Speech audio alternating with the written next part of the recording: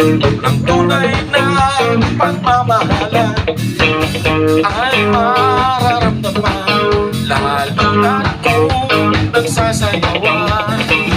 Awiting bago ay naghihintay para isayaw mo.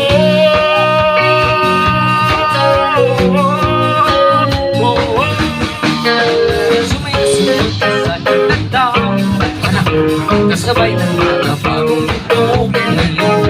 Sumisunod ka sa kagandang panahon, magsama, mag-enjoy ka ngayon.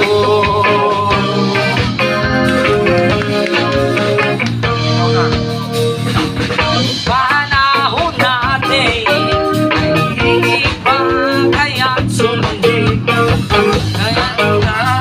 Awitin Labanan ang tiligig, awiting bago ay nag-iiba, kaya sayaw mo.